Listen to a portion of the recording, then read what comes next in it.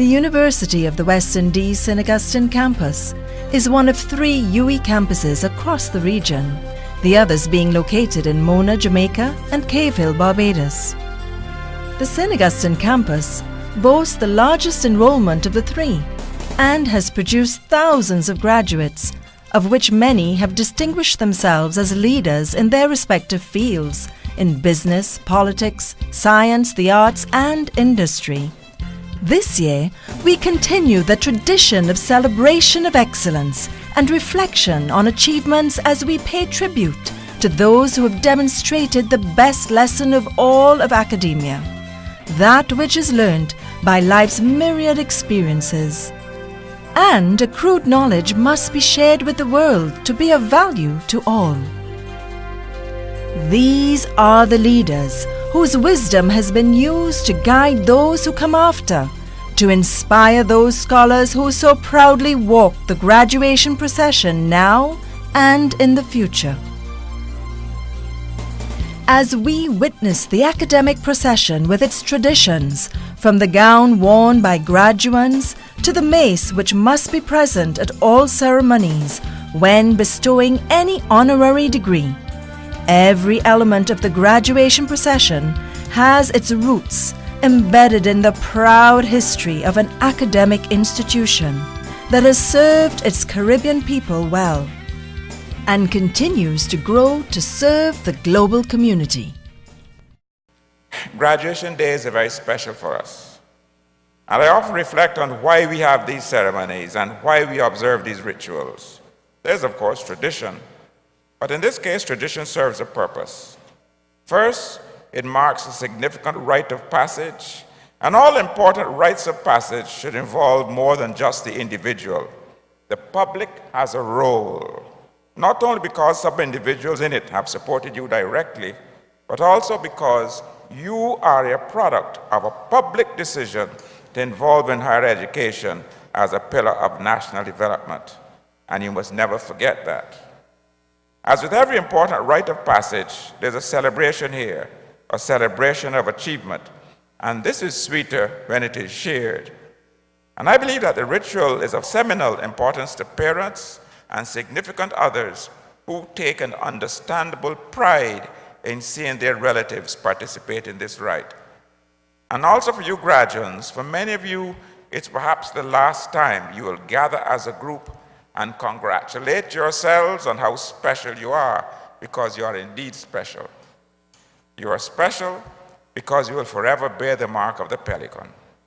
You are special because you're a special product of this large and growing campus.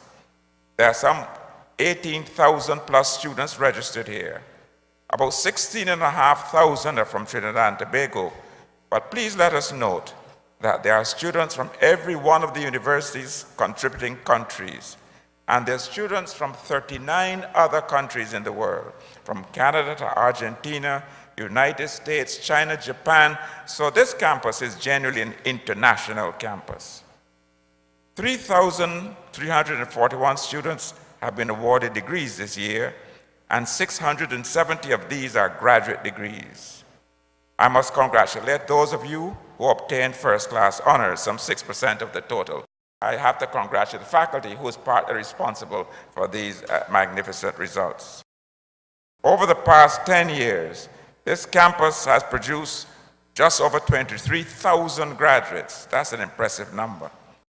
This has to be a very significant contribution to the human capital of the Caribbean.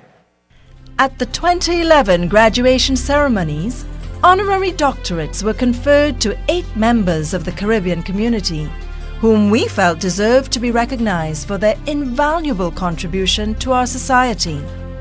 Among them were Mr. Reginald Dumas, for his outstanding contribution to diplomacy and public service, and his ceaseless work in humanitarian efforts, especially as chairman of the MediaNet Haiti Relief Fund.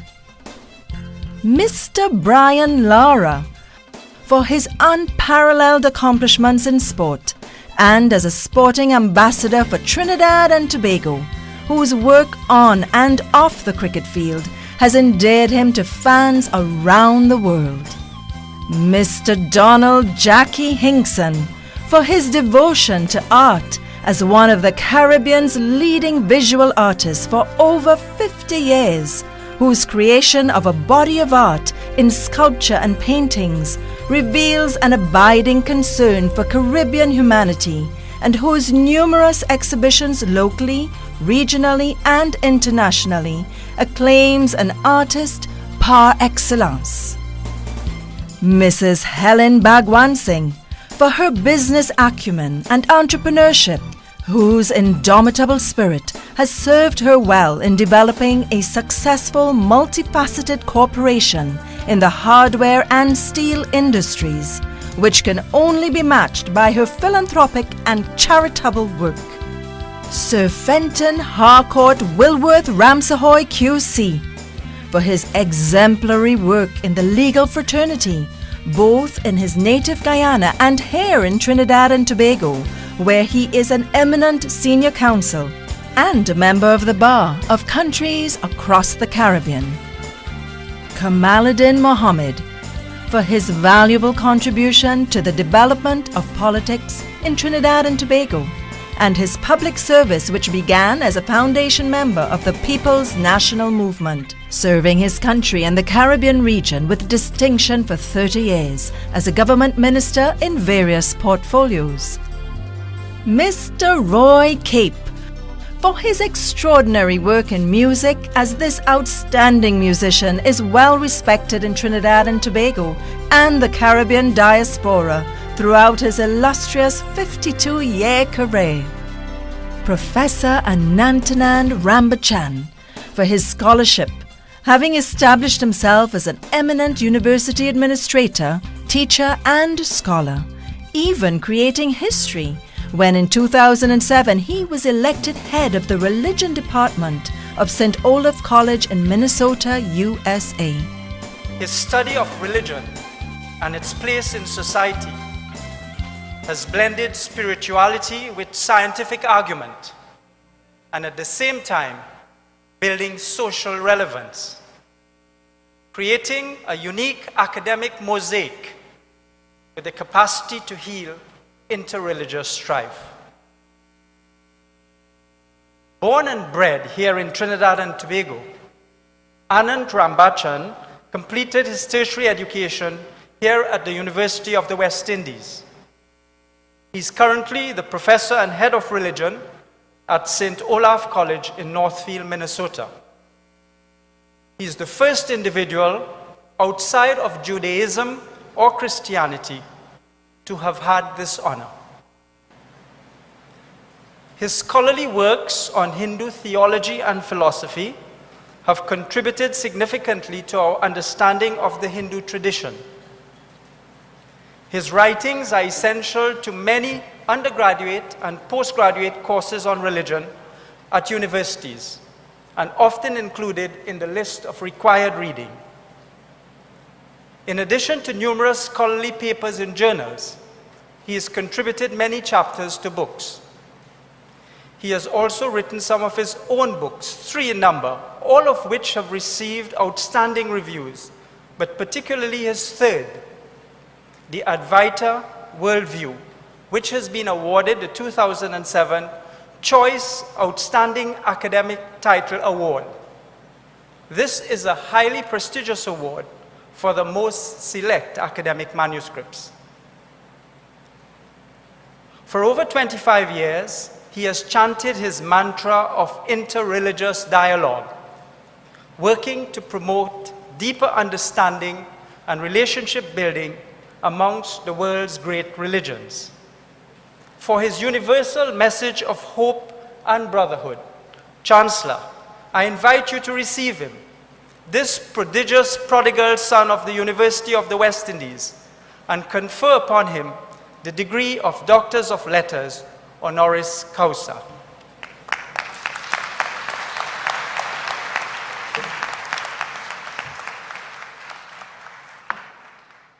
It is a distinct honor to receive today the honorary degree of Doctor of Laws from the University of the West Indies.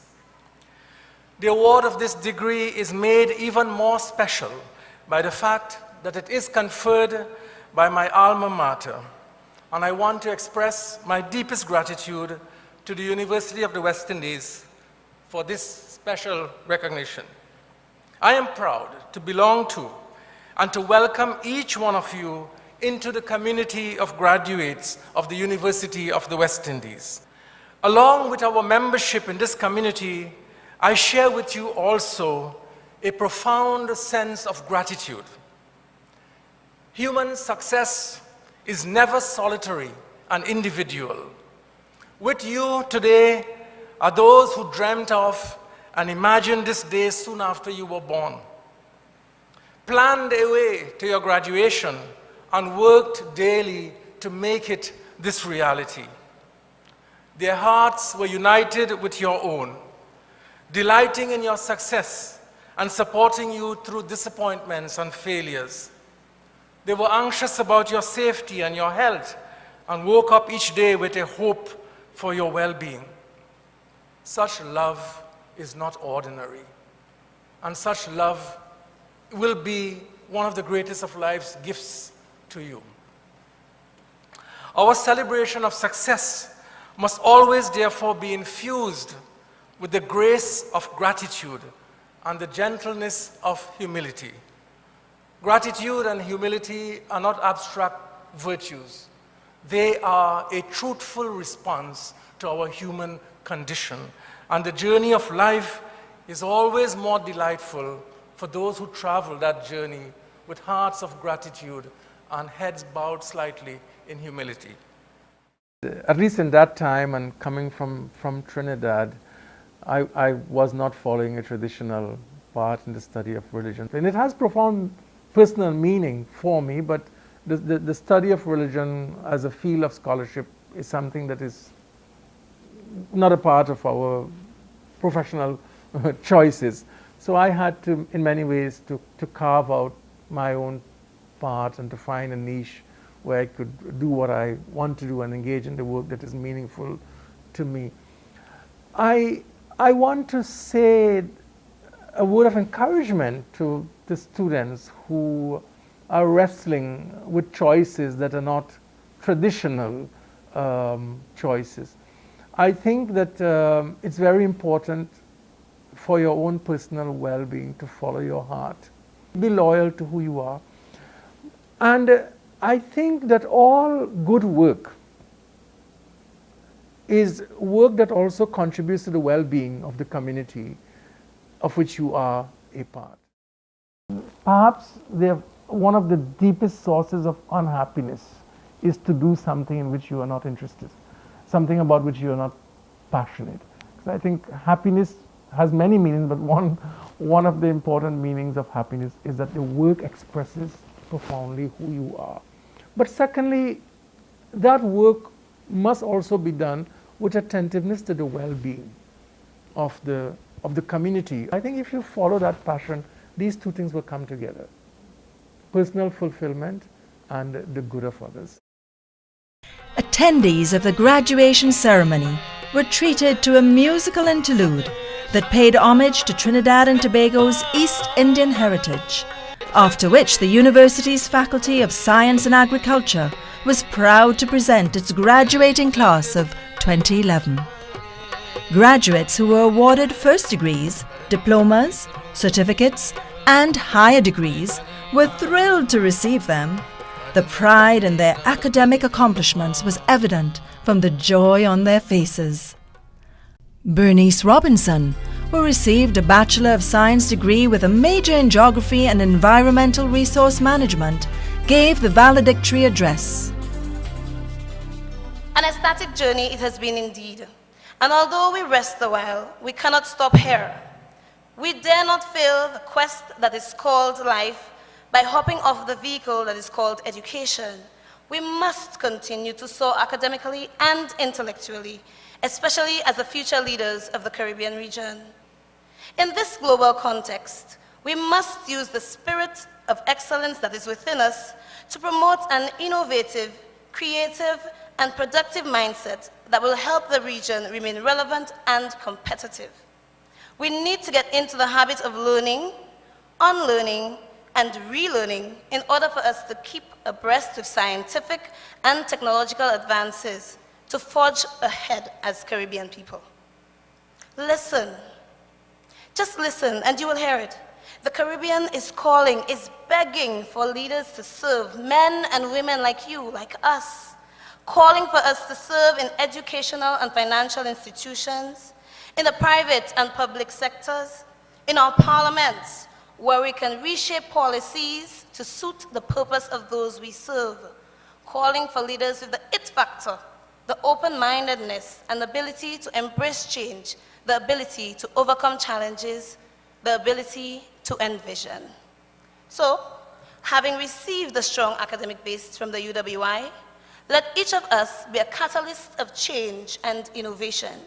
And having been inculcated with those elements of character and that facilitate success, let us be poised to champion the cause of regional integration so that regardless of race, color, or creed, we all shall rise. Some parting words for you, my fellow graduates. We have a tendency sometimes to look outside for heroes, but I see them right here among us. All of us are talented, and all of us have that intrinsic drive for success. Let me challenge you to commit yourself to meaningful and productive goals that will allow you to be an inspiration to others around you. As you go forth with your personal dreams and goals, we join with your lecturers, mentors, teachers, friends, and family in wishing you all the very best congratulations to all the 2011 graduates.